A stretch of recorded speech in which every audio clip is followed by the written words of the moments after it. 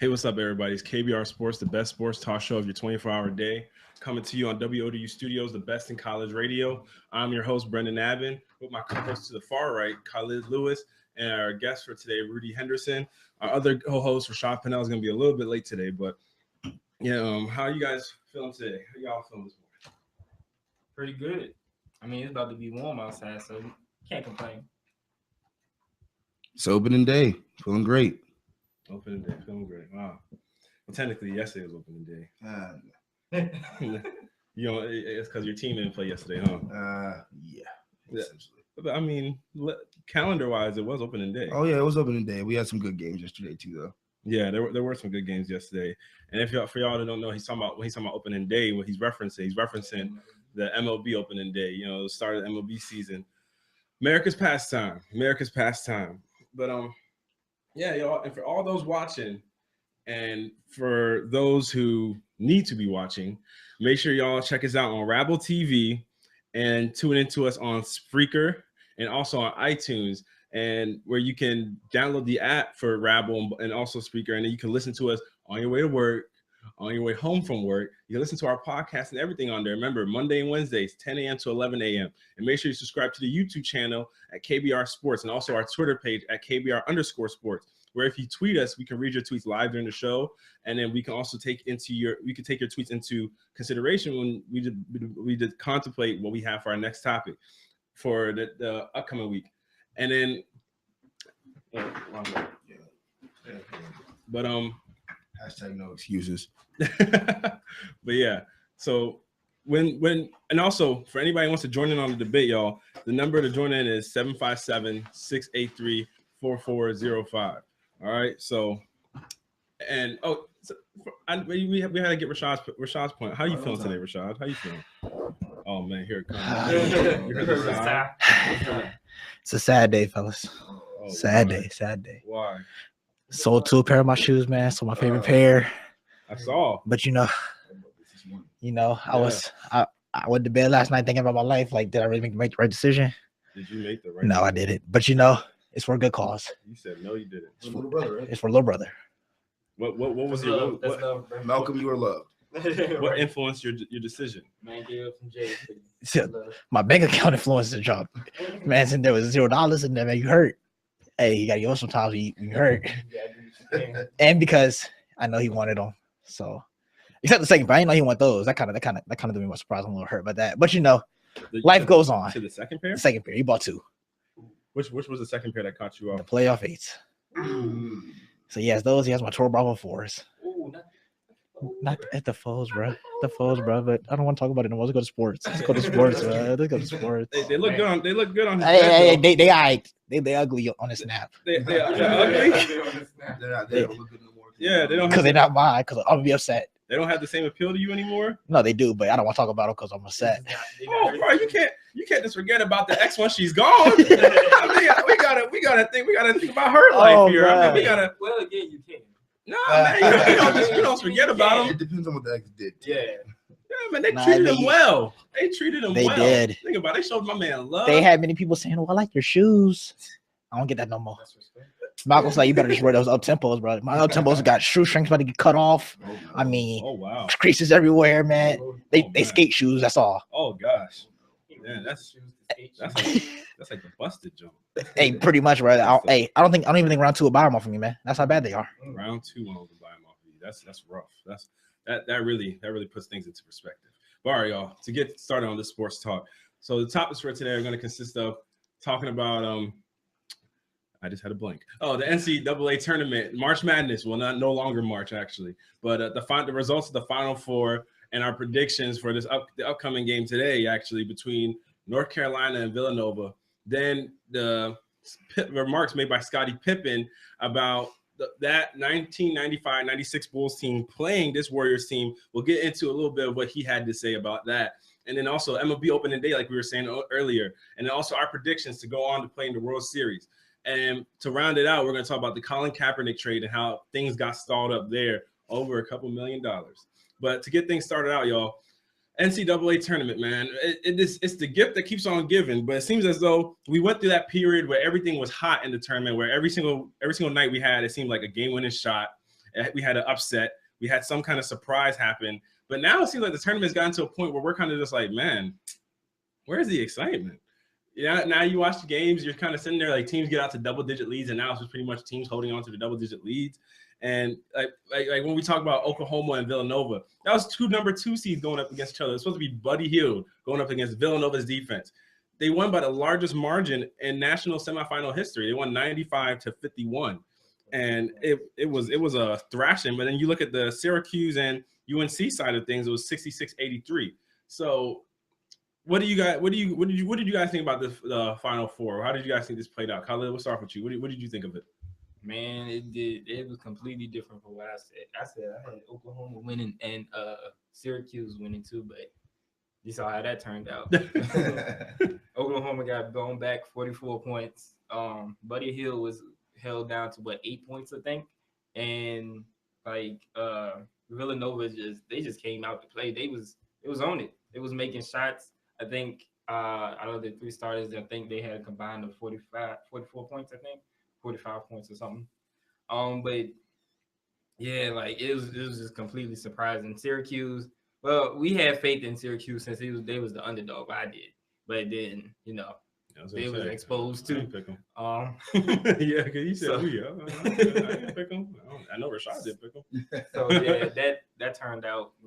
It wasn't my good. My predictions weren't good that time. All right, Rudy, what did you think of the Final Four?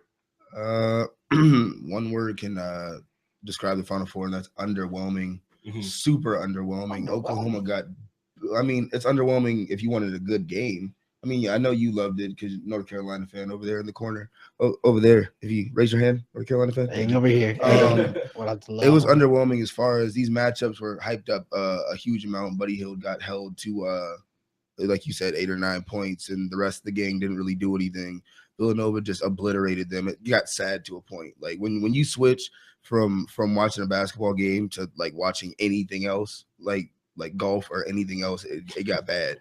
And then I didn't even watch the North Carolina Syracuse game after halftime. You could just tell that Syracuse was overmatched, but it should lead to a great game tonight. All right, Rashad, what did you think of the Final Four? Spectacular. I got to see the most efficient offensive team right now in college basketball with Villanova. Thrash Buddy Hield, showing that he's just a scorer. Got to see them Tar Heels. Oh, yes, them Tar Heels. Well, people doubt it because Syracuse zone is so great. Doubt it. Beat Syracuse. We beat Syracuse. And now we're in the national championship game. Haven't been here for a while.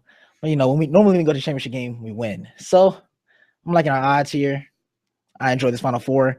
It was actually good seeing just seeing the way Villanova play.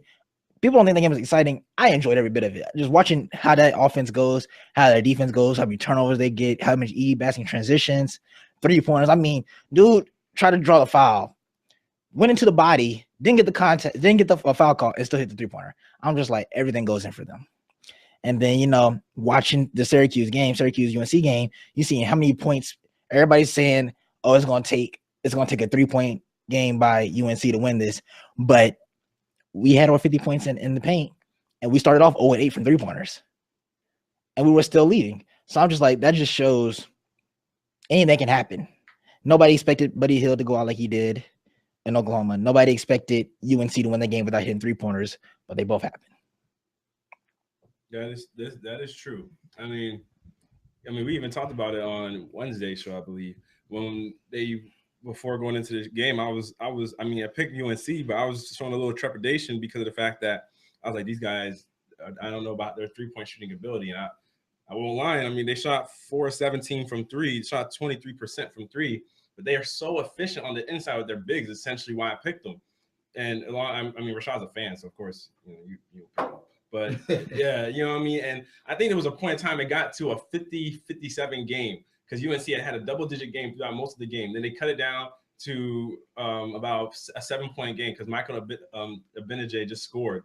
And then I remember Marcus Page walks up and just like nails a 3. I was like, so where was this the whole game? I was legit just sitting there. I was like, so you waited till this point in time, to this juncture.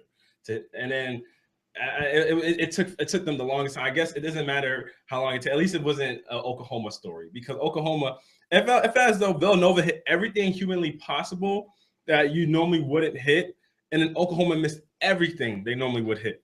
It was honestly a sad story to watch that Oklahoma game, because for somebody that, I mean, you want, even if you pick the other team, even you still wanted to see a good game, and I mean a 40-something point thrashing, like it was a 44-point thrashing. And you just sitting there, you're just like, man, this is something else. Like, Oklahoma shot 6 of 27 from 3-point range. Villanova shot 71% from the field. Oklahoma shot 31%. They were 19 of 60 from the field. And then Buddy shot 4 of 12. He had 9 points. It was just a struggle. None of them could get it going. It seemed like the whole time. Jordan Woodard was 3 of 10. Isaiah Cousins was 3 of 14. They were all just struggling. So all those 3-point looks that Oklahoma's used to hitting and having keep them in the games wasn't dropping for them. So it was just weird to see how off one team was, and then how everything, like that play you said, the guy trying to get the contact on a 3-point shot, pretty much turned away, fade away, shot it, and it went in. I was just like, it's your night.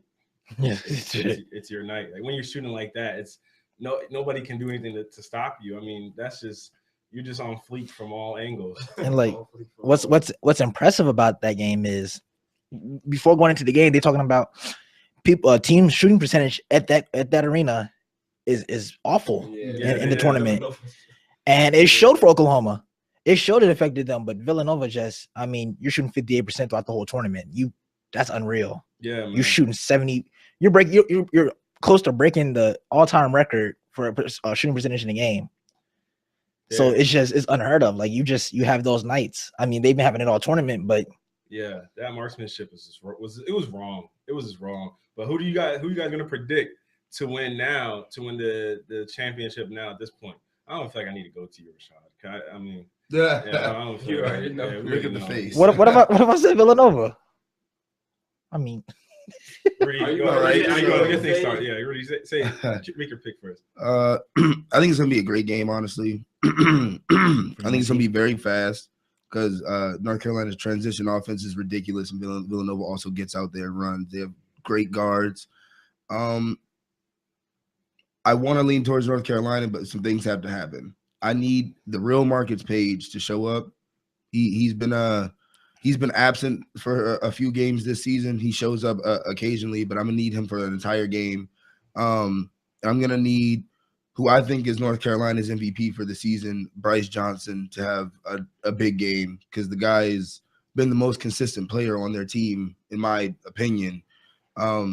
Everything he does it with 110% effort, puts it all out there on the floor, and I think the bigs of North Carolina will power them through to a win against Villanova. It's going to be a close game. I'm going to go in the range of like a 75-72 sort of game. North Carolina. All right, Colin. I'll give it up to Villanova. They just showed Saturday that they can play so well against very like good teams and like great star players.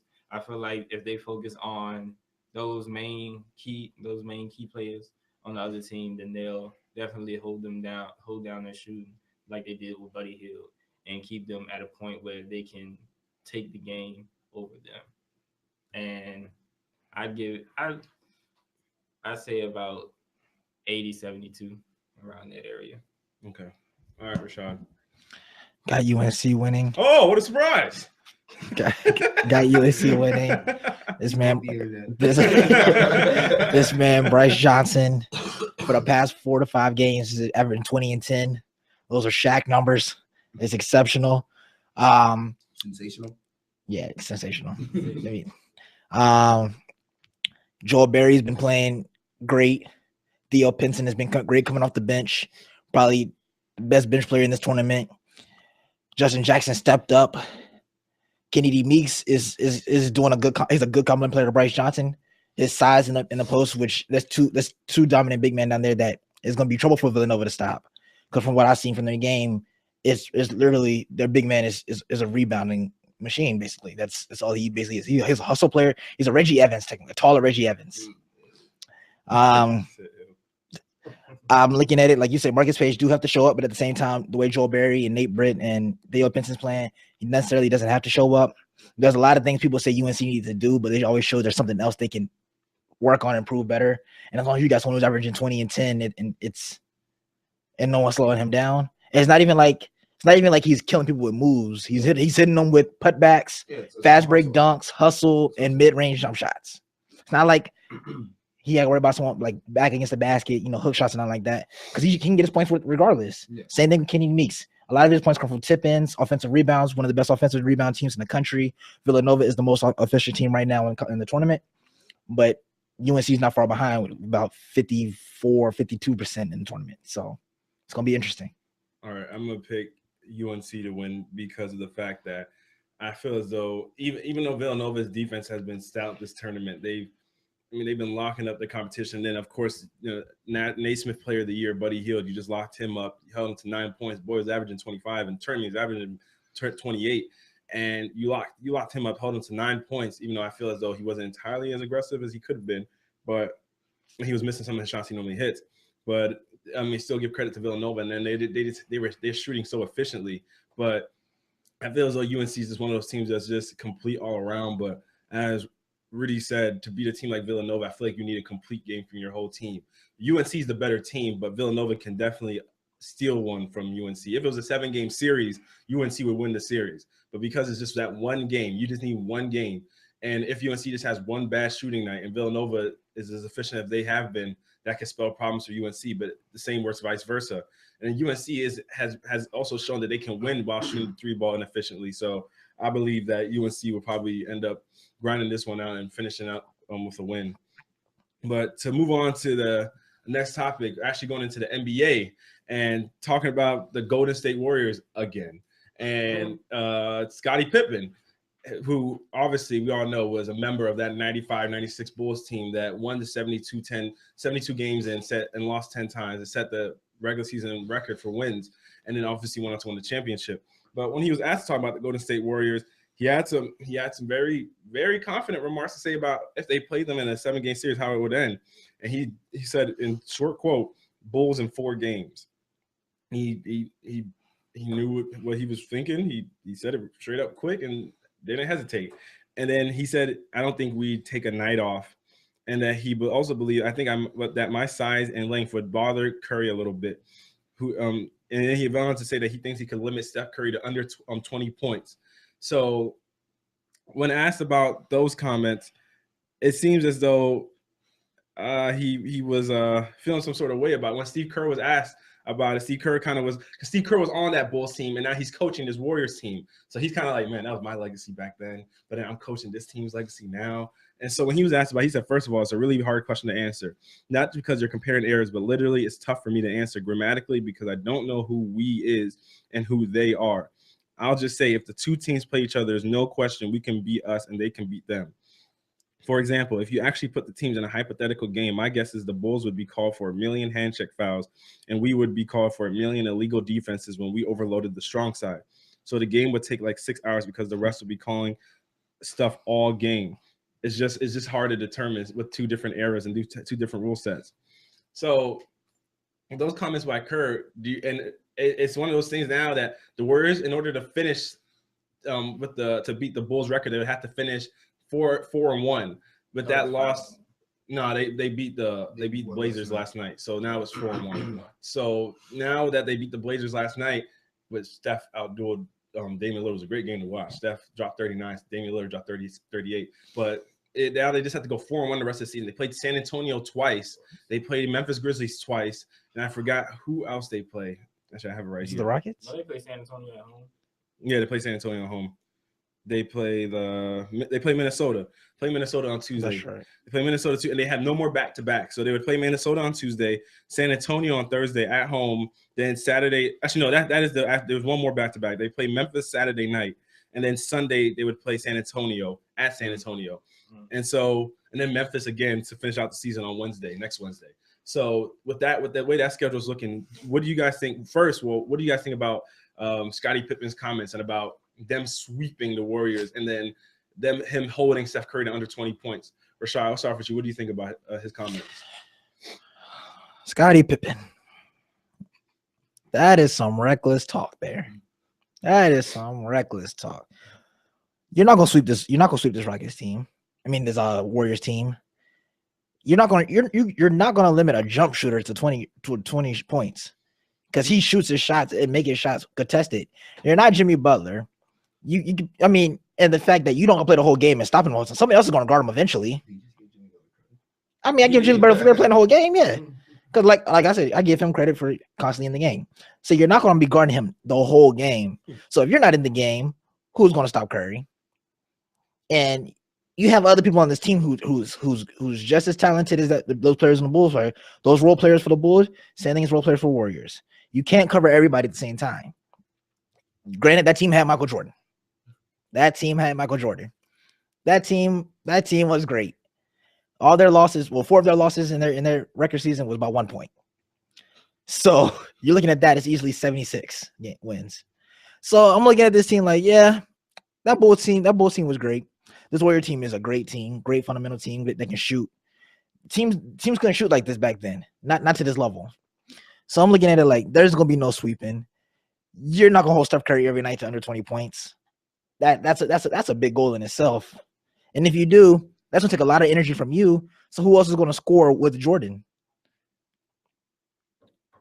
I don't see. So for his comments, he's not sweeping this team, and he's not holding Steph Curry under 20 points every night. Okay, Colin, what do you think? No, I don't think they could sweep, but I definitely think they can win the series. Thing is, like what Steve Kerr said, those are 2 different eras and 2 different teams. You know, the Warriors is the Bulls of our day with their just excitement and the way they're just winning. And the Bulls back then had they were such a great team, and the rules back then were much more lenient than they are nowadays. You know, fouls are called much easier nowadays than they were back then. Mm-hmm. So I do think that game, those the matchups between them, or even like a 7-game series, it would be kind of iffy because of certain rules and stuff like that. You know, if we had the rules back then I definitely think the Bulls would overcome them in like 5 games or so, because you know they're more accustomed to that, and they can get away with more calls that could be things that could be called this nowadays, mm-hmm. Rather than them being fouls with their defense and stuff like that. But then nowadays with it being more more strict, that it wouldn't really work out for them that much. So if it was the rules these days, I can see them going on to a game 7, with Steph Curry's amazing shooting and with the whole team just being a great shooting team. And them being with their small ball type of play, mm-hmm. and going against bigger teams, bigger and taller teams, they know how to score efficiently and still get everybody to be a part of the team. So I do think that they may have a couple of advantages over the Bulls because they play accustomed to them, but the Bulls are just more aggressive and they're much more resilient. Okay, let me get to Rudy. Rudy, what do you think? I want to find out who Scottie Pippen's supplier is, because whoever it is, he's a great drug man. They would not sweep this team. I just don't see it happening whatsoever. The Warriors have too many weapons and are too deep to be swept by anyone, really. Mm-hmm. Period. Great confidence. You gotta have confidence in your team and what your team did back in the day. But no, you would not sweep this team. You would not hold Steph to under 20 points on a consistent average throughout the entire series. There's one thing for length and whatnot, like he said, my length would bother him. There's another thing for quickness. Fast doesn't lie. And Steph's gonna run past you every time. He's gonna run past you. He's gonna bring you back, and you're gonna be looking like Kawhi Leonard out there going in circles. Tell me why I was thinking about that, though. Exactly. Tell me why I was thinking about that. Exactly. When you put a bigger defender on Steph, no matter how great of a defender he is, Steph is going to be quicker than him and have more agility than that guy. So, no, he would not hold him under 20 points throughout the series. No, they would not sweep them. I'm in line with Khalid to say they could win the series, but they would not sweep them. Yeah, the sweep thing is what kills me. But here's one little interesting thing to me, because, excuse me, are we talking in lines with the rules of this NBA, like this current NBA, or the rules that they play with back then? That's the thing that changes it. I don't think that changes that much, because yeah, these players learn how to play with these rules, but put Draymond Green back in that time period. let him be physical like Dennis Rodman and stuff was physical back then. I mean, Andrew Bogut, he's not that person, but put Draymond Green in that time, and then I mean, it doesn't the rules doesn't really affect Steph Curry or Klay Thompson because of how great of outside shooters they are, and because I mean, you can look at someone like a Larry Bird and stuff like that, but. Yeah, like you said, like going to the basket, they're gonna get cleaned. Yeah.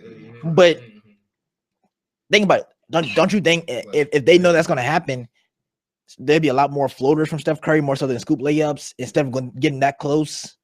You know what I'm saying? Because you back then, you know what you can and can't do. Jordan, like he can't go in there for a sweet layup. He got to go up there and rise up on people because he's gonna get cleaned if he don't. Patrick Ewing's always there waiting for you. You know what I'm saying? He ain't moving for nothing.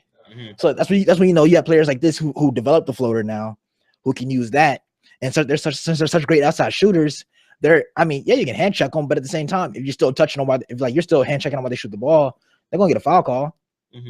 So I feel like the errors play an advantage to 17, but at the same time, I feel like the errors would affect the Bulls playing in this era more than it would affect the Warriors playing in their era.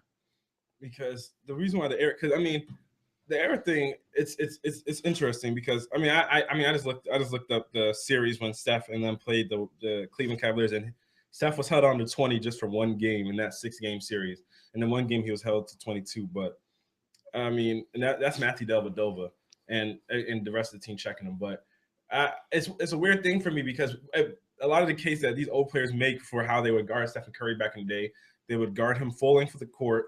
They would because back then you can grab guys a lot more than you could now when they're coming off screen. They say they would just wear Steph Curry down.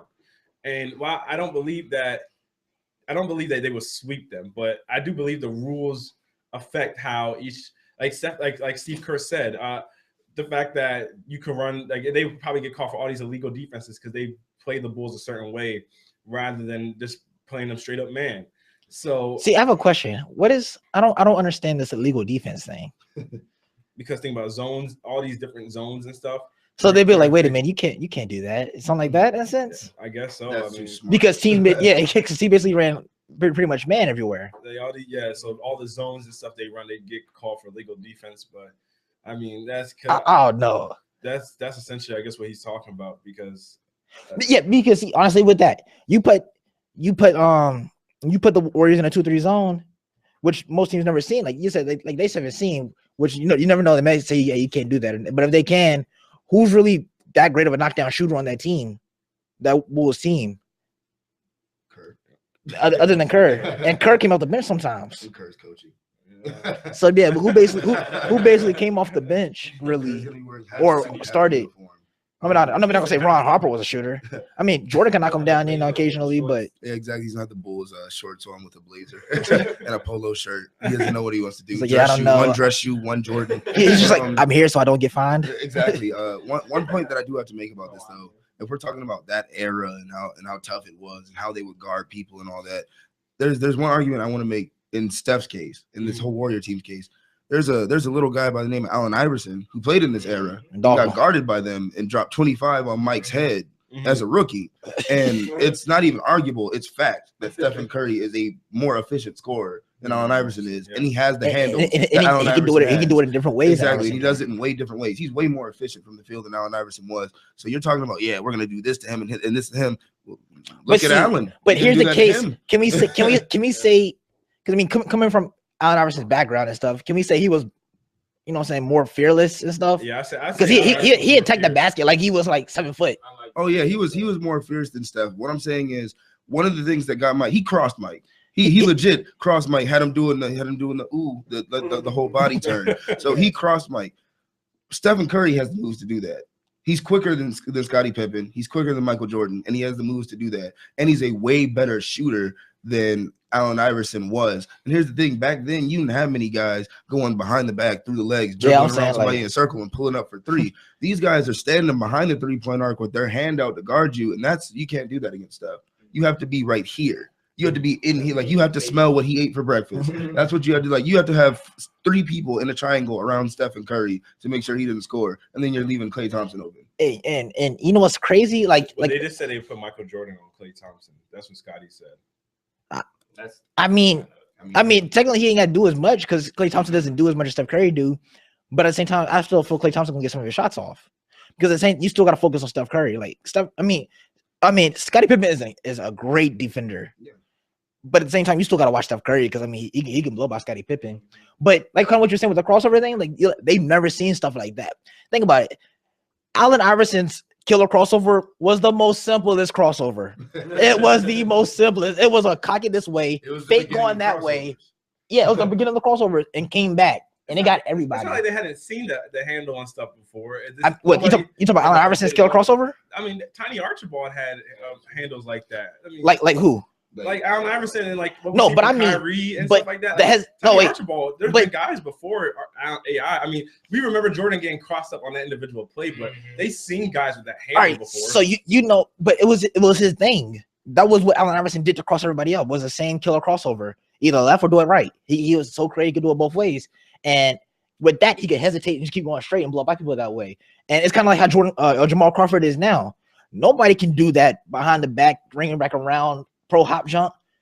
Like everybody's seen it, and they still can't stop it. It's something like that. It's like, yeah, you have people who do stuff like it before. I mean, except that I've never seen nobody else do that other than Jamal Crawford. But like you've seen people do like the killer crossover, but not to the extent that Allen Iverson done it. And it's the same thing with Steph Curry. Like we've seen people have handles, but you haven't seen people at the extent of Steph Curry. Because I feel as though, to a degree, we're kind of underrating Scottie Pippen. Because even though Steph is quick, Scottie Pippen is arguably the best wing defender of all time. And we're kind of because we're just saying, yeah, he's gonna blow right by him. And we're kind of underrating how good of a defender Scottie was.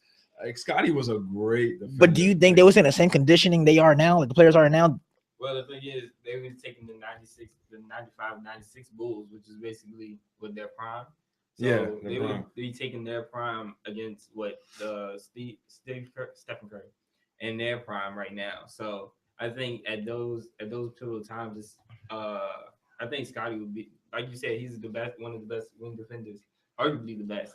So I think at the prime of their game, they probably would be able to keep up with Stephen Curry at his prime. But I mean, can we say the same thing with Draymond Green, one of the best wing defenders and perimeter defenders in the game right now? What about him? I mean, just he can guard Jordan. I mean, Jordan's still gonna get his buckets. Don't get me wrong. I'm not gonna say you're gonna strap Jordan, but he can guard Jordan. So think about it. If Jordan was how their team went, Jordan was averaging 30. Now this man Jordan, he is arguably the best scorer. He is, but I mean,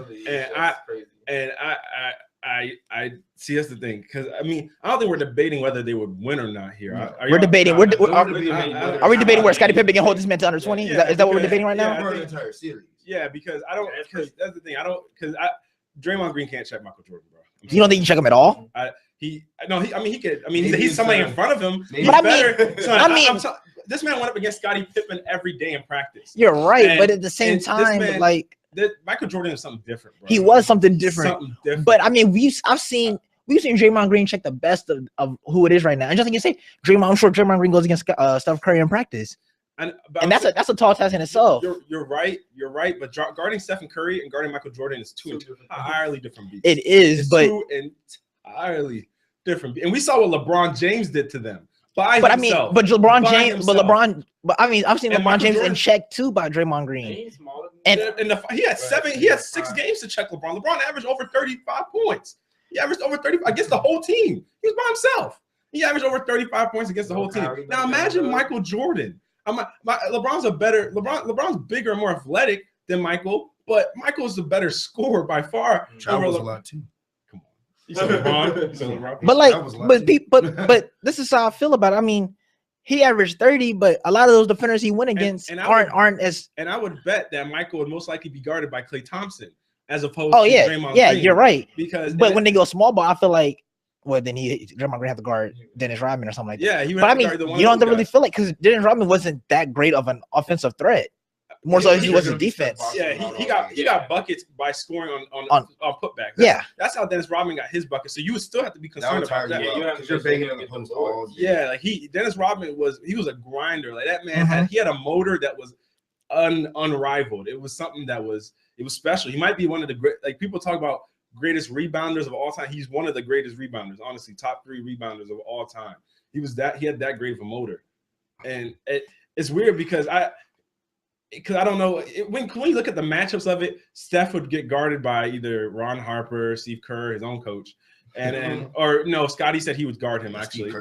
Scottie said he would guard him, and then it's the Klay Thompson Michael Jordan matchup in which Michael Jordan is another. He's the defensive player of the year. He was a former defensive player of the year for his wing defense. And then not to say Klay's a scrub on defense. Klay can guard the best one, but I've even seen Klay guard Kobe. And this is Kobe in his 30s. But I mean, Kobe in his 30s was still cooking. And exactly. And you're giving me a Michael Jordan in his prime. Can I ask a question? Go ahead. And this is a question for you because even with that lineup, you're going to run into a problem here. If Scottie's on Steph, right, and Mike is on Klay, who is Steve Kerr on? Did you just take it? Or did you just take him out the lineup? Because if you put him on Draymond, that's. Well, I saw. If he guards Harrison Barnes, that's probably his best option. But I mean, I saw one thing they did that a lot of teams have done with Draymond. They've kind of relegated Draymond to being a lesser threat. So pretty much teams have said, if we're going to lose, let Draymond Green shoot threes, but just break the sagging the paint on him. Like when they lost to the Spurs, that's exactly what the Spurs did. They gave Draymond Green the open space to shoot. They're like, if he's going to knock him down, let him knock him down. It's not going to be that Steph guy. It's not going to be Klay. That's essentially, I guess that's how they would guard him because times are different though. You don't remember, like you said, they don't really think like that because that's kind of like running in a sense like a zone in a sense. That's shortchanging. I think that's kind of shortchanging the Bulls. Like we're not giving them credit. It's disrespecting Draymond. Yeah, but I'm saying. Just because, I mean, even back then, they knew when guys could shoot or couldn't shoot. No, I'm saying that brand of defense isn't like a zone. It's just like looking at it. Like, I know you're sacking off. It's like how teams guard Rajon Rondo. I don't feel like teams back then used to do that. I feel like teams took pride in, I'm stopping my man no matter what. I'm on him everywhere he goes type stuff. They took pride in it, but at the same time, each player knew their own individual limits. And Ron Harper was a good wing defender. So, I mean, he could guard. He was a good wing defender. So even him guarding Draymond would be something, but he would just be undersized guarding Draymond. But even in that sense, like that, I think sometimes as we think of these old eras, I mean, we think of them as like the Stone Ages. I mean, this is 1995. I mean, that's what, 20 years ago. You see those shorts? I mean, come on, it's not. Hey, shout out to the Fab Five bringing the long shorts. It's one of those things that I just don't think we credit the old generation. Like we think this new generation is like has it all, because I mean they've seen it all, they've done it all. But there's a reason why this old generation was so, like, these guys were so great. Yeah. And they're going down, they've been down in history for so many years. I have a solution to this problem. Get both starting fives together. Warriors aren't allowed to take threes. Make them play right now. You got it. Come on. There we go. See, now, like, yeah, Michael Jordan's just now getting good at this GM thing, so he's probably playing basketball the whole time. I don't want to feel like I'm discrediting the Bulls, because I mean that Bulls is the record holder right now. They're a dynasty, but at the same time, we can't discredit the Warriors because they're dynasty forming right now. No, we can't discredit the Warriors. Like we're sitting making so many cases why how the Bulls are so good, but we also got to look at how the Warriors are. Yeah, and so good at what they do as well. You just made those cases. Yeah, I know, but I'm saying I just made those cases. I just want everybody to see, like, I'm not trying to discredit them. I'm just trying to, trying to support the case for both sides as well. Like you do have the, I'm saying how great Scottie Pippen, Ron Harper, and Jordan was at wing defender, which is what the Warriors is the best at, is their wing play. But at the same time, they have stuff that can get cause trouble for the Bulls. Because I mean, the Bulls are beatable as well. We can't sit here and say they was unbeatable. I mean, they were 6-0 in the finals and stuff like that. Never went to a game 7 and stuff like that. That is where you going, yo? Never went to. I'm just saying, like, never went to a game 7 and all. But just because they went to a game 7, mean they've been to game 6s. So I'm saying the team, they're beatable. You know what I mean? But they never lost in the finals. I mean, they haven't. The Warriors haven't either. But you're right. So the Warriors, but I mean, the Warriors won. LeBron. Yeah, they played LeBron, and that was it. Which right now, everybody was talking. Well, he's not the same LeBron he was back then. But no, we can say everybody was trying to compare LeBron to Jordan at one point. So LeBron was basically our Jordan. So after this, like, Kobe, you're done.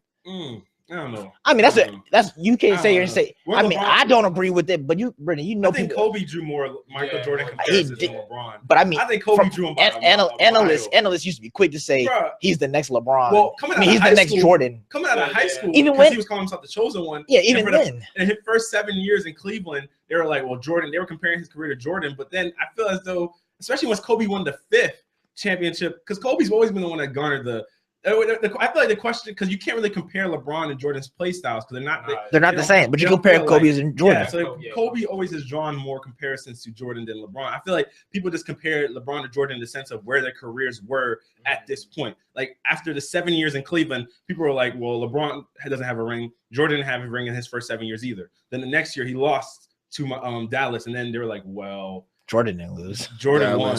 Yeah, Jordan won that ring. So that kind of. I don't think LeBron has exactly. I think people have more so kind of been like, okay, look, you're not that guy. You're not him. But we can compare you to Magic, and we can compare you to Scottie, and we can compare you to guys like that. Whereas they will compare like a pure Kobe kind of guy to Jordan. I mean, Kobe is the embodiment of this era's Michael Jordan.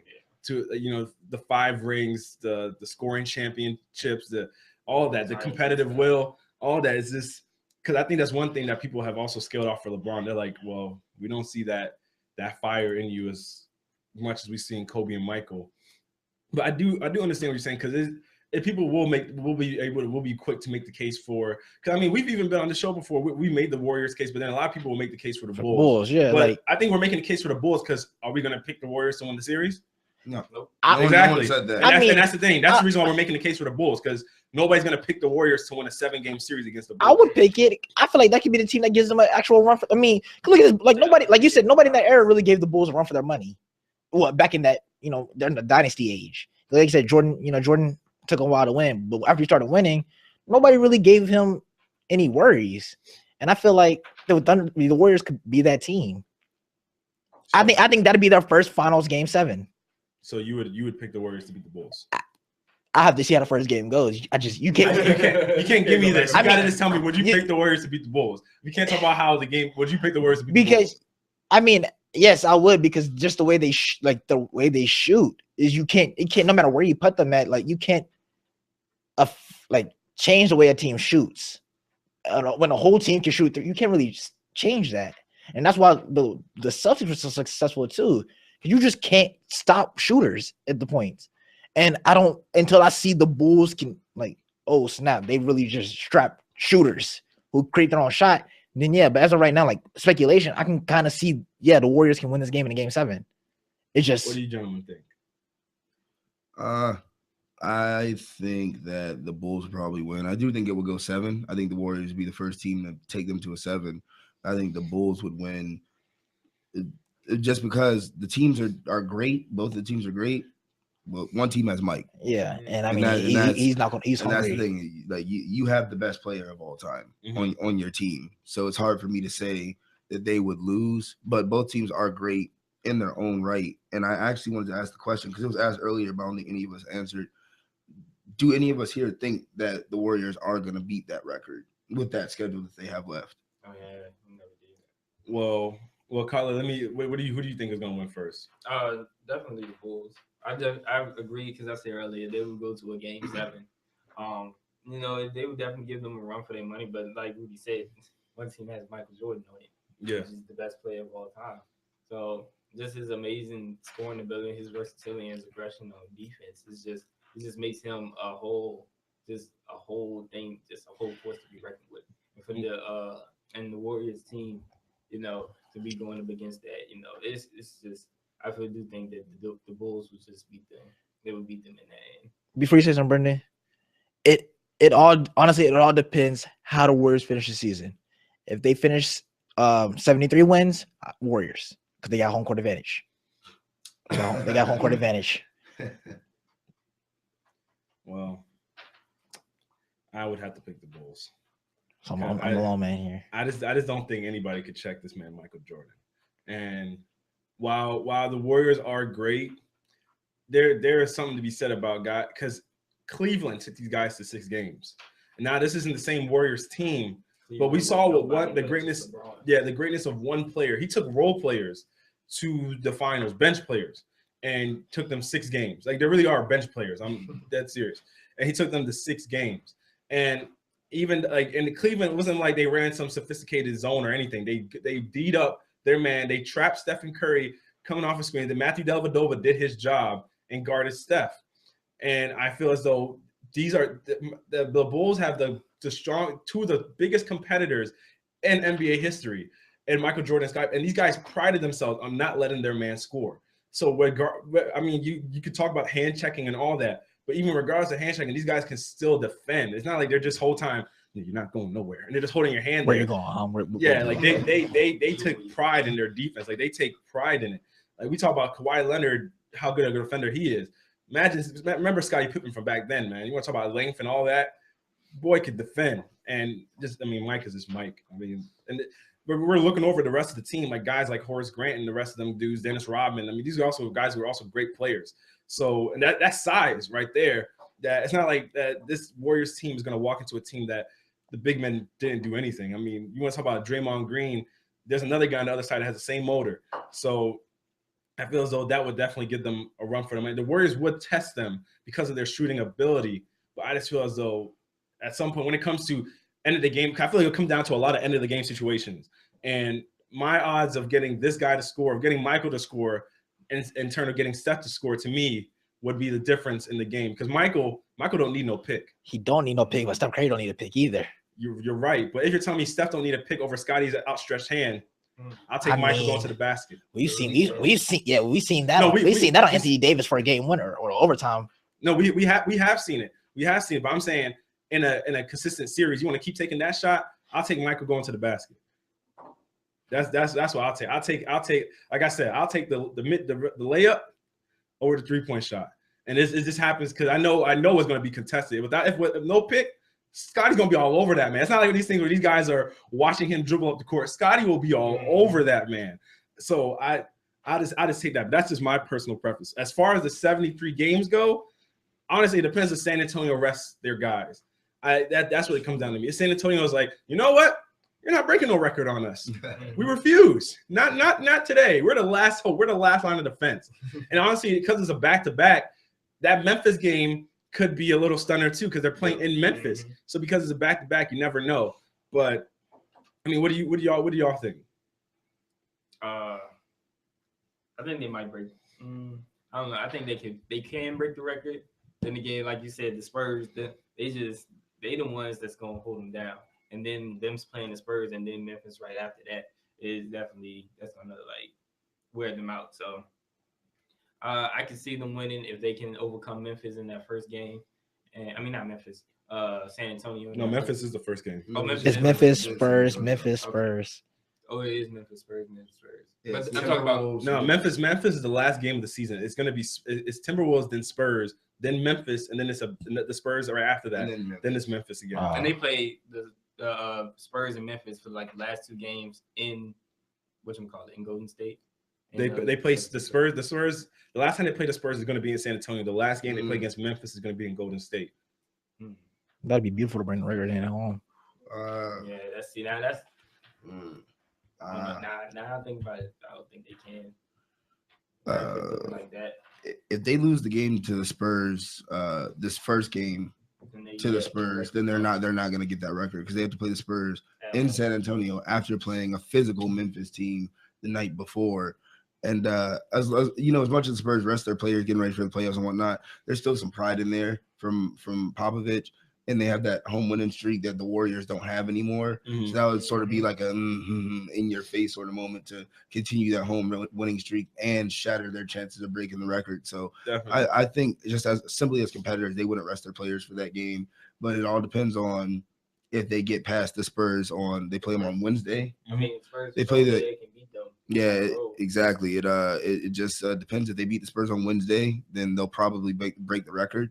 And if they lose to Spurs on Wednesday, I don't see them breaking the record. And we're honestly disrespecting the Timberwolves. I wasn't saying. I was waiting for you to finish your point because the Timberwolves actually played them really tight the last time they played. We're honestly disrespecting the Timberwolves. But it was in Minnesota. I mean, it was in Minnesota. But the Warriors have lost to some unsuspecting teams this season. They lost to the Lakers. They lost to the Bucks. Well, all those teams were away.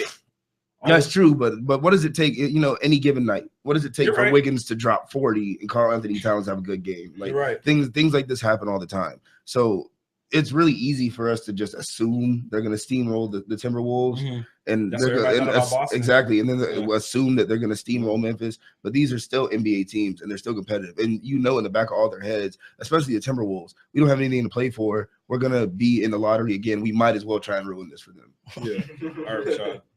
I mean, I was thinking about what I said earlier, like when we first brought this up.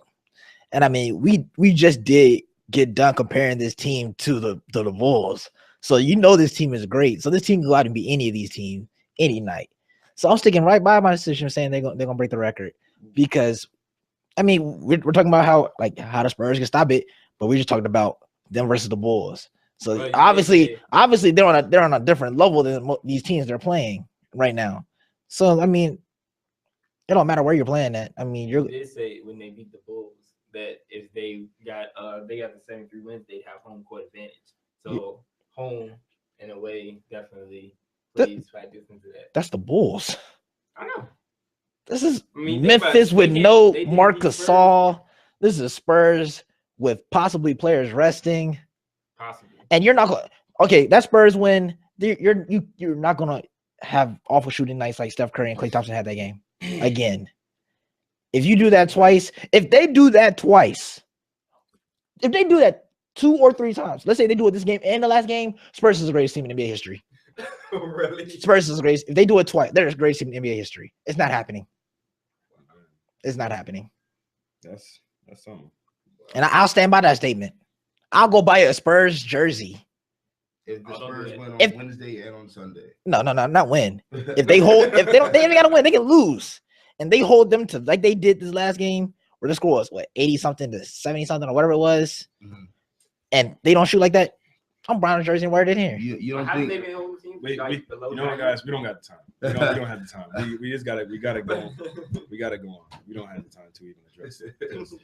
But we're gonna go on to baseball and opening day, MLB opening day. A lot of action. I mean, even the defending champions were in action this yesterday, and it was a lot of whole slate of games. The Cardinals played the Pirates, where the Pirates came out to win 4-1. The Cubs played the Angels, the Angels came out won 6-4. Oh, it was. Oh, yeah. You're right. And the Blue Jays and the Rays was the late night game. Actually, no, that was the earlier game, which was 5-3. And then the Mets and the Royals played last night, which was 4-3. And so from watching these games, and that was obviously a World Series rematch, in which the Mets, they I mean, early in the game, there were arguably some calls that sometimes the umpire was ruling some of these throws strikes, and I was like, man, that's so far out of the strike zone. Like, it was so bad. So, but all in all, Kansas City came and did their thing. But how did you guys feel about opening day? What do you guys think about just MLB season getting started up, and then us, being able to pick who's going to make it to the World Series and then who will eventually play in the World Series? Where do you start with you? What do you think? Little known fact, actually, pretty big baseball fan here, so I was very excited. Yeah, we watched the game together. Yeah, I was very excited about opening day. I think we got. We got what we expected. The Pirates are one of those teams that are on the cusp. They're like right on the edge. Like you could get a wild card spot. You could contend. It just depends on how McCutchen and the rest of those guys play throughout the season. And we got a win from them. We got the Royals going up against the Mets, World Series rematch, and it went basically like the World Series went. The defense and the pitching of the Royals is superb. And they had the Mets in situations 3 times in the game in 3 separate innings where they left 2 guys stranded on base. Mm-hmm. And the Mets weren't even able to score until the 8th inning, where they were able to drop a couple out in left field and get some guys on base. And then there was some suspect play from Cespedes in the first inning. He had that error, dropped the ball, then sort of lackadaisically picked it up, dropped it again, threw it, which caused the Royals to score that 1 run that they ended up winning by 1 run. Yeah. They won 5-4. And then Cespedes was the one who got struck out at the very end of the game. Yeah. So even though that was one of the better moves of the offseason was the Mets re-signing Cespedes, he did not have that great of an opening day game. But again, there's like 162 baseball games. Yeah. So the first game doesn't mean all that much. But I think it was a pretty entertaining day of baseball. More excited for tonight. Got a quadruple header on ESPN with who I personally think is the best team in baseball playing. But we'll get to that in a second. Yeah. All right, Colin. What do you think about opening day? Well, I'm not really too much into baseball, and I didn't get to see any of the games, but I definitely heard that it was, like y'all said, it was an exciting game. It's an exciting games. Pirates were beating the Cardinals. Like you said, that's something they do. They coming through clean. They looking good. Big game I heard. This is the Mets and the Royals. There's just the depth in their rosters and how well these teams play. I think they have a whole lot of potential going throughout the whole season, and they both look like very good and clean teams. Right now, I can't make any predictions about the World Series and which favorites because it is just the first game, it is the opening day. Mm-hmm. Now I would like to see some of the games today, but the championship game is tonight, the NCAA tournament, so you might have to peep that myself. All right, Rashad, what do you think about opening day? Opening day was kind of what you expect from opening day. Basically, everybody got to see the game they wanted to see, and you're looking at these teams, and you're like, "Is how's it going to turn out?" So you're watching.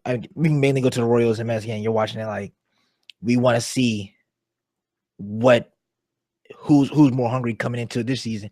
Is it the championship hangover? Or is it the team that wants it more? What is it? So you see that game. That's basically the headline of the day for opening day. That's turned into basically what opening day used to be like for the Yankees and the Red Sox. That's what you wanted to see, Denison. I'm not gonna say the rivalries like that, but that's what you wanted to see, and that's what you came to get. You got a good game, like you said. The air plays a part. It's just you just like you said. You just gotta wait to see what teams can come, because it's all about your pitching play. It's all about healthiness. It's all about staying healthy throughout the season and everything like that. So early in the opening day, opening day is more so isn't exciting, but you want to watch what goes on throughout the whole season. Okay. Well, I think opening day was a good continuation from last season. I feel as though, because just because this was legit the championship series, and we saw a lot of what we saw in the championship. And we saw the Kansas City doing their thing early in the game, getting hits and everything.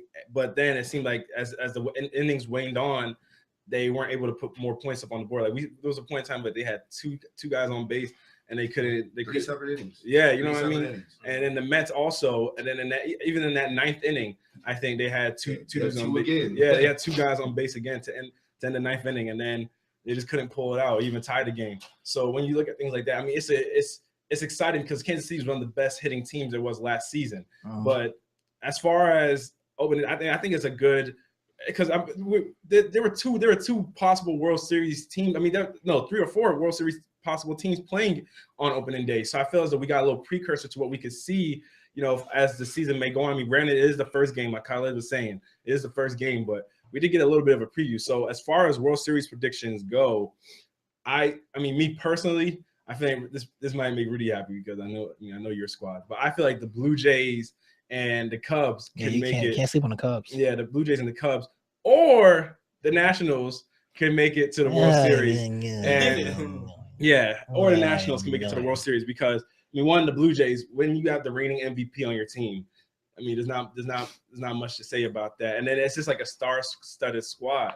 That's what money can do for you. Yeah, exactly. That's what money can do for you. Having Jose Bautista, Jordan Donaldson, and the boys, that don't hurt. That don't hurt your squad. But and then when you look at the Cubs are also yeah. Yeah, I know the Cubs. I'll let you talk about the Cubs. But as far as the Blue Jays go, this is the team that was number 1 in defensive efficiency last year. They led the league in home runs and earned runs and everything. Like they led the league almost every single category. And then they're second in the AL. And what's it called and catches and some catch, I can't remember the exact stat, but they were second to guess who? Kansas City. So Kansas City was the number 1 in that specific statistical category. So you look at those kind of things and you're just like, man, Toronto was legit right there. And it went to a 6-game series last year with the Royals, in which now you see Toronto might be coming off and be like, man, a lot of times you see the teams that bounce back after tough playoff losses and end up being the teams in the World Series the next season.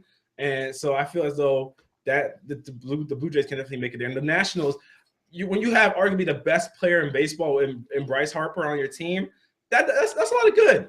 That does a lot of good. And Strasburg and the crew don't hurt nothing either. So I feel like a lot of people have kind of have the Nationals. They're that team that they're like, man, you have legit the talent. But then we see these other teams, they're like, they got talent all over the place, like just all over the field. But the Nationals are a team that I don't think should be slept on either. But yeah, Rudy, go ahead. All right. Thank you. Before I get to the prediction, I just want to say the Mets are not a team to be slept on, because even though they lost that game last night and they left 2 people on bases stranded in 3 separate innings. The pitching for the Mets, the pitching rotation for the Mets is arguably the best in baseball. Yeah. Last night, their pitcher, when he got subbed out, I think he was somewhere around like 48 to 50 pitches, and that's compared to the Royals pitcher who pitched into the 7th inning with well over 100. Yeah, and that goes to show you that they're hitting the ball.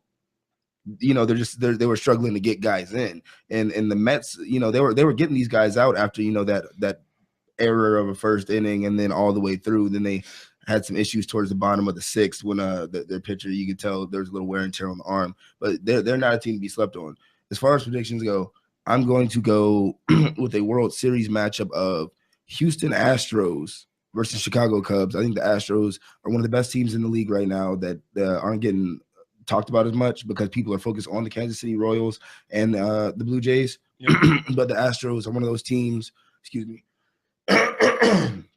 The Astros are one of those teams that could surprise everyone and come in. The Nationals are another perennial team, but I don't really like them because, yes, they're 3rd in the National League in scoring, but that they make a lot of errors. Their defense and their pitching just wasn't there last year. Hopefully they can play like they did 2 years ago, and then you would have that Nationals team that you're talking about to sneak in. But Cubs, personally, my favorite team. It's time for the drought to be broken. They haven't won a championship since 1908. Yeah. It is time to bring that championship back to Wrigley Field. These guys have the team. They have the pieces to do something great. They have the 3rd youngest roster in the they have the 3rd youngest lineup in the National League. Yeah. They brought in Jason Hayward. They brought in John Lackey, who was rated 10th amongst all pitchers in the league last year, to go to their bullpen rotation. They brought in Ben Zobrist. These are all 3 all-star players that have been in the league for a while to add to that 3rd youngest roster. So you're adding some veteran presence to go deep into the playoffs. They're bringing back Kyle Schwarber, who is their he leads them in home runs. He leads the club in home run history in the playoffs. So that's more depth to go into the season. Then you got Chris Bryant, who was the rookie of the year last year. So that's great young talent. Then you got Jake Arrieta, who won the Cy Young last year for being, you know, great pitcher. So they literally have everything covered, and they're the 3rd youngest team in the league. This could turn into a dynasty type situation with this Cubs team, and you're gonna get your first look at them tonight when they play the Angels. You see Mike Trout versus Jake Arrieta. It's gonna be a pretty good game, but I think the Cubs are probably gonna win it all, and that's not me being a fan. That's me looking at the team. Man, hold on. So, Khaled, you don't have a prediction to give, right? Nah, not yet. Okay. Well, go ahead. This Cubs team been on a drought, Rudy. Been on a drought, man. 1908, man. Hey, it's gonna be 2016 too, man. Yeah, you gonna keep adding on to the list, bro. But I mean, it's hard. You know what I'm saying? It's hard to pick against the Royals again because I mean, just how dominant they've been for the past 2 seasons. It's hard to go against that. It's hard to see how good the Mets are doing. But let's not sleep on my Yankees here now. Let's not sleep on my Yankees here. Hey, giving the Royals a run for the money for the World Series. Hey, they can get up there and take that spot from the Royals. Hey, let's not sleep on them. Come on, you got A-Rod. Hey, this is A-Rod season. Oh my, this is A-Rod season. Kobe Ellsbury. Hey, this whole lineup. Hey, all it takes if Tanaka come out and play like he's supposed to, watch out because we good. CC Batten come out and play like he needs to. This Yankees team gonna be all right, but I just want to see. I honestly do have faith in my Yankee. They can be really good. They can be really bad. And here's the problem with that. I'm just gonna try and jump in there on what you were saying. Tanaka has an elbow injury. So, he has an injury. So he's hurt. So it's going to take him a good while to get back in that rotation. Yeah. And then CC Sabathia is recovering from alcoholism. So that's a major problem there. And then you're looking at, you know, Derek Jeter-less Yankees now. But I mean, A-Rod, you do have him for a full season. We have star-studded hitters there. You have a lot of pieces that could come together well, but it could also be a train wreck. That's what I'm saying. We could either be great or we could be awful. I don't like those odds. I mean, hey, this team is not going to be an in-between team this season. We're not going to be an in-between team.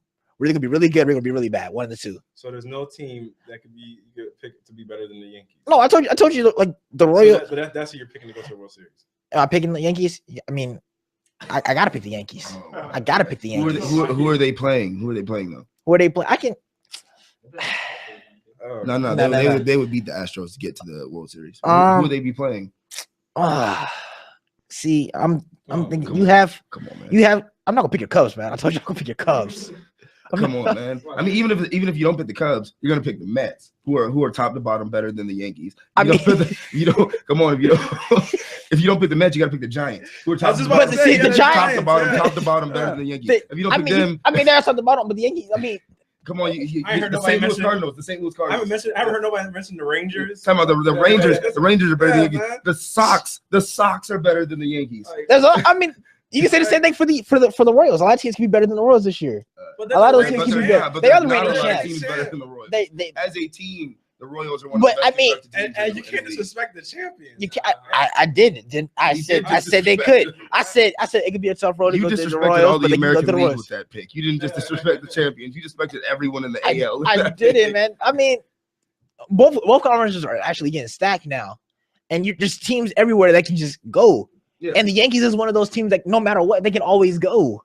I might give you a wild card for the Yankees. Maybe. See, no, it's no wild. It's either we in the top or we're not in at all. Rashad, I have a question. I don't think in any sport you haven't picked your favorite team. Yeah, I have. Apart from basketball and with the Lakers, and that's obvious that we weren't going to win a championship. You haven't not. No, but the Lakers are just like the Yankees. They're either going to be great or they're going to be butt. No, but that situation what we had last year, it was obvious. All right, so you picked the Lakers, but you picked the Cowboys to win the Super Bowl. Because the Cowboys had a great odds, bro. The Cowboys had a great odds. UNC has been the most stacked team all season. And then now the most dominant the Yankees. So all right, you know what? I'm not picking the Yankees then. We're going Royals. We're going Royals then. Just to be different. So are the Royals gonna play the Yankees in the ALCS? Nope, not anymore. So the Yankees aren't gonna make Yankees will be worse now. They're gonna be on the bottom of it. But don't sleep on them. But I do want to see I have found a newfound love for the Dodgers. So I do kind of want to see Clayton Kershaw have a good season and Yasiel, my man Yasiel Puig. That's my squad. Funny enough. Those injuries. I mean, it's honestly the reason I like the Dodgers is because Puig.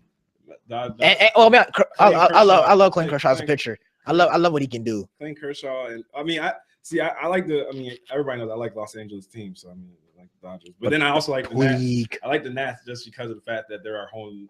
Ain't our home team. We ain't from Washington. We're from Virginia. I live right by Washington. You still in Virginia? We in Virginia. That pitching. I live right by. We in Virginia. We ain't got no teams out here, man. I think we got a minor league team. Hey, we got plenty of those. Hey, tune in to Old Dominion baseball. It's supposed to be pretty good. Oh yeah, we actually playing UVA tonight is again for a back to back. Hey, we won 4 games straight. This will be going for 5th. Hey, that's it. UVA? Huh? It'll be UVA every time we play them. Wow. Let's go for 5 in a row today. Make sure y'all go out and check that game. UVA go to championship last year? Y'all just know how to roam. Y'all know how to talking about baseball. Hey, still talking about baseball.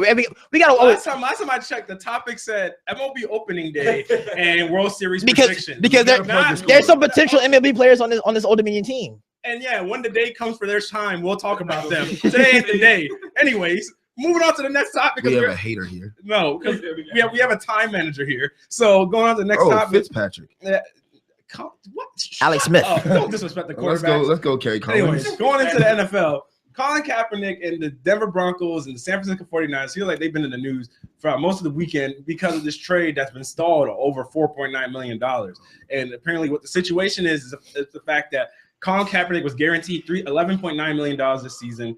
The Broncos said they're willing to pay $7 million of that money. And then now the Broncos don't want to pay the rest of the $4.9 million. And Colin Kaepernick doesn't want to drop it from his salary. But the San Francisco 49ers don't want to pay it either because they believe, why are we going to pay for a guy that we could potentially – why are we going to pay for that if we still want him on our roster? So it's one of those things that now they're looking at it, and Colin Kaepernick doesn't want to take the pay cut. So either way, the trade has been stalled now. So what do you guys think about the trade talks being stalled and who's more to blame for it being stalled? Rudy, we'll start with you. What do you think? I could care less. Honestly, I honestly do not care. We're talking about a trade for a garbage quarterback. Like he's garbage. He say bad. No. We're gonna get into this. We have personally looked up these stats, and his accuracy is horrible. He can't hit the broadside of a barn. He could be standing over the hole in golf and couldn't drop the ball in. He can't make a layup. He's not accurate. He's not accurate. Let him finish. He's not accurate. The offense would technically not really fit him the way that they want him to. You know what they need to spend the $4.9 million on is finding a quarterback coach to teach him how to be accurate, because he's not very good at that. I don't really care about this trade because they put themselves in a situation. Both teams put themselves in a situation. You got Chip Kelly. He sort of wants him there, but he sort of doesn't. You're linked to the quarterbacks in the draft.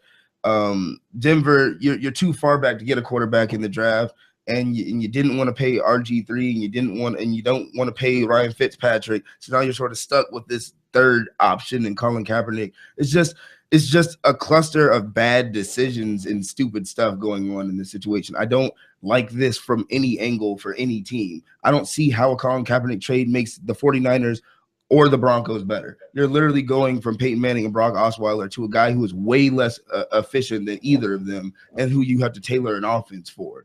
And the 49ers, you get rid of Colin Kaepernick and you're stuck with Blaine Gabbert. No slight on him because he played better than Colin Kaepernick did. But now you're in a position where you're number 7. You're probably gonna have to give up something to get above teams that are trying to get above you to get a quarterback. So in all of this, I don't see who wins. The 49ers are gonna give up a quarterback. They give up draft picks to get a quarterback. The Broncos are gonna be giving up a lot of money and probably a pick to get a quarterback that's not that good. So this $4.9 million thing, he doesn't even deserve the $4.9 million. He's not that good. So I don't understand what the big hoopla is about it. Someone please just find out how to get this guy his money from like a bank loan or something and get this out of the news. This isn't worthy of being this isn't worth being on my team stream. This isn't worth being on my ESPN alerts. Please get this guy out. My man got a perfect credit score to get a $4.9 million loan. Colin, go ahead. I'm gonna address the second question yet first, which who's more at fault for this is definitely Colin Kaepernick himself, because he's being very stingy about this money. Like Rudy said, for him to be trying to he's trying to get that 4.9 million or whatever is kind of a big testament for somebody who hasn't been playing good like over the past 2 seasons. And I'm gonna show you his some of his stats against Mark Sanchez, who's the other QB of the Broncos. So his completion percentage is 60%, while Mark Sanchez is 64.3. This is over the last 2 seasons? Yeah, over the last 2 seasons. Okay. Yards per attempt is 6.9 versus Mark Sanchez is 7.6. Touchdown and interception. Colin Kaepernick actually win over Mark Sanchez with 25 touchdowns and 15 interceptions against Mark Sanchez's 18 touchdowns and 15 interceptions. But his total QBR is 56.3, while Mark Sanchez is 55.1. So either way, you have both trash quarterbacks, basically. And for you to be demanding so much more money to play on the Broncos team when they just won the Super Bowl, that's a big testament for somebody who's not that good. And he just got to get over this, because the 49ers don't want him anymore, and they've been trying to move him, but he just don't want to leave because of the money. I think he needs to suck it up, take that pay cut, and just try and play on a team where he can get better. Okay, for sure. Go ahead. This is how I feel about it. Colin Kaepernick, you're greedy. You have no spot to play at. You're gonna be a bench player in San Francisco. You want money. I'd rather have Brian Colquitt, the punter, play quarterback for the Broncos, because he has some tutelage under Peyton Manning. Because as a punter, you gotta be able to throw the ball in from trick plays. So he knows how to play quarterback because he got Peyton Manning. My money, I save that money, put him at quarterback, because we already know how Mark Sanchez is now. He ain't no quarterback now. He ain't no quarterback out here now. But you know what I'm saying? So I'm looking at this like you're making the wrong decision, Colin Kaepernick. You're trying to be Steve Nash. You want money when nobody wants you to play. You're going. Lakers did want him, and he saw what happened. And just kept taking money. So he's gonna take his $11 million and be a bench player. So I hope that makes him happy, because he's gonna sit there for the rest of his career and not play nowhere. But if that's his decision, that's his decision. Like Rudy said, no one cares, because the Broncos if they get Colin Kaepernick, they can go from first to worst. If they stay with Mark Sanchez, they may finish second or third. In that division, it's very possible, because the Oakland Raiders are nothing to be slept on, and neither are the Chiefs. Pretty much. You see what I'm saying? And the 49ers, you got Chip Kelly. So I mean, there's no hope for you already. I already know a 49ers fan who said the day before Chip Kelly came, he said, if Chip Kelly comes, I'm changing teams. I said, come be a Jaguar fan with me. He texted me the next day and said, I think I'm coming aboard. That's what Chip Kelly does to your team. See, I don't know who I blame more for this, because honestly, I wouldn't want to lose $4.9 million neither. That's a lot of money to lose. I'll lose 4.9 for Tom Brady. But here's the, even if I'm Colin Kaepernick, I wouldn't want to lose my money. I'd want my money. I mean, you know what I'm saying? That's $4.9 million. Yeah, but and that was guaranteed in my contract. Y'all known this throughout the whole time. It's not like you're asking me to restructure it and move it to some other point in my contract. You're asking me to take a legit pay cut. And so that's $4 million gone. It's a lot of money. And these are billion-dollar organizations that we're talking about, the Broncos and the 49ers. And if you really want this guy that bad on either side, or if you're the 49ers, I understand the 49ers perspective of it, because if you want him gone, I mean, they really don't want him to go. They would rather keep him, but they're essentially, this whole trade is being forced because of the relationship that's been broken between the two teams. But I understand their perspective, because we're not going to pay for him. You know what I mean? We're not going to pay for him to leave. And then the Denver Broncos perspective of it, I guess, is that, I mean, we're not going to pay that much. Yeah, we're not going to pay that much for this guy. But these, like I said, these are both billion-dollar organizations, because from the Broncos perspective of it, you didn't want to pay Brock Osweiler, so you didn't do that. You didn't throw the money at Ryan Fitzpatrick, and you didn't even go after RG3. So now you got a guy that you could essentially lock up if you really wanted to for $11 million. And this dude did play in the Super Bowl before. He has made it to the postseason and everything before. Just like your other quarterback, but Mark Sanchez never played in the Super Bowl. But it's one of those things. If you really want a guy that bad, I mean, you pay the money to get him. It's the extra $4 million. But 4.9 million. You're right. 4.9. And that's a lot of money for one player to give up. Also, for they got the Von Miller contract coming up. They do see that 4.9. Yeah, it's a lot of money, but at the same time, you're a quarterback that's going from one of the worst teams in the NFL to one of the best. That's the Super Bowl champion. You got to know how to take pay cuts for that situation. See, but here's the thing, though. If that team really, because you're also a quarterback that either way, you're going to have a team to play on next season. But you're more likely going to ride the bench on the 49ers. This is what it's looking like right now. You can earn your spot. I mean, Chip Kelly, everybody's talking about Chip Kelly would suit Colin Kaepernick better than any other team he would go to. Colin Kaepernick has the assets to be the quarterback Chip Kelly wanted in Philadelphia, essentially. So it's looking like Colin Kaepernick would be that guy for Chip Kelly. He just said the bridges have been burned so bad in San Francisco, and that's the only problem. But if you want a system, I mean, even in Denver, the system might cater to you. Who knows? Because Gary Kubiak loves to run the and maybe if you have a running quarterback, he would be like, "Hey, I can do this with this dimension." But me personally, I know I wouldn't like to give up my money, and if I'm an organization, I know, because I know the Denver people, and the Denver has a lot of people coming up that need to sign, but then at the same time, it's like, do you want this dude? And then San Francisco's like, I'm not paying you to lose him. So San Francisco sitting there like, either way, he's either going to be on our roster or he's just going to, like he's going to be gone, and somebody's going to have to deal with the money. So I guess, at the end of the day, the ownership does fall on Colin Kaepernick, but it falls on the Broncos at the same time, because San Francisco is just a roster spot to him. And then the Broncos it means more to the Broncos and Colin Kaepernick to me than it does to San Francisco. Oh, now can I ask you a question real quick? Go ahead. My thing is, we can blame it on the Broncos, but we also don't know what they're offering, because the 49ers said originally they want a first-round pick for Kaepernick, correct? Yeah. So the Broncos could be looking at the 49ers as them being greedy. We don't know what the offer is yet, but they could have wholeheartedly given them that first round pick they wanted and more. It's apparently a mid-round pick.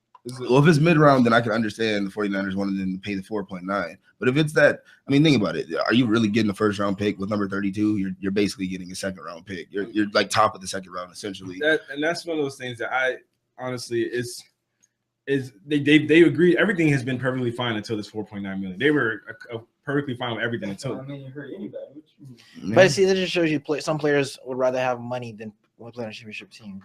He want to play on a championship team and have his money, but at the same time, as you see, he wants his cake and he wants to eat. Yeah, you see, like a DeMarco Murray, you go somewhere because you will get the money. But see, that's the thing. I don't like that we put it on the players, because at the end of the day, they got to feed their families too. You're right. That's true. But you also got to earn your money. You got to earn your money, but this is guaranteed. Yeah, it was guaranteed based on the fact that he was going to earn it. He didn't earn it. No, but I'm saying, but he's going to get paid this money regardless. So you're telling me he has to give up money. He really doesn't know what his stake is in the NFL. So you're telling me he's going to take a pay cut, not know exactly what his future is, but he knows that money will be guaranteed. That money, regardless if he doesn't take the pay cut, that money, he's going to get that money. You know what I'm saying? If they bench him, he's still going to get paid that money. Now, it's a different situation with the RG3 situation. If he got hurt, then, they would have had to pay him that money because nobody was going to want RG3 essentially. Yeah. But this situation, Colin Kaepernick is going to get that money. So it's one, and everybody knows the NFL is a business, because it's the same team that when you get hurt, they'll be ready to cut you. Yep. You know what I mean? And so I don't blame Colin Kaepernick for sitting there saying, "Hey, I need my money. Y'all are billion-dollar franchises. Y'all can find the money to pay me. I'm not gonna give it the 4.9." So I understand where he's coming from, because NFL, I mean, it's violent.